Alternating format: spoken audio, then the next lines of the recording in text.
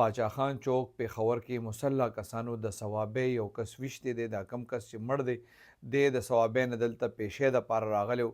د دې ویډیو چې کوم ده هغه هم په سوشل میډیا باندې ډېره زیاته وایرل شوې ده. ډېر د افسوس خبره ده چې دا ډېډ باډي پرته ده، پیدل خلک هم روان دي، ګاډي هم روان دي، څوک دومره نه کوي چې دی اوچت کړي.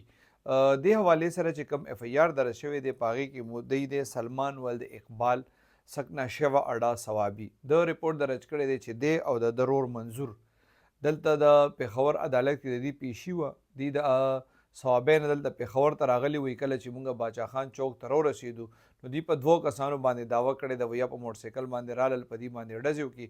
دا مدعي چې کوم دی دا بچ دی او دا منظور چې لګېدلی و نو دی مړ دی.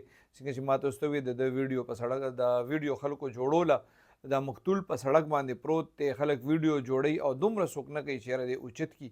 ملزمان تښتېدلي دي. پولیس د 2 ملزمانو خلاف اف آی آر درج کړی دی.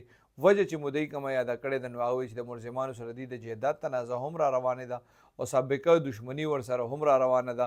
زما دا خو د وقوعي ډیټیل خو زما خلکو ته یو ریکویسټ دی چې کوشش کوي چې داسې وي نو مطلب دا دی که مړ هم وي نو سړی اوچت کړي او سیټ ته یې کېږدي، په سړک باندې پروت دی او خدای ته وګورئ د داسې موقع ویډیو مه جوړوئ. ستاسو خو یو ویډیو وي خو د چا چې کس مړ شوي ټول عمر هغه بیا هغې ته هغه یادېږي چې یاره داسې په لاره پروت و، په سړک کې پروت و او خلکو له ویډیو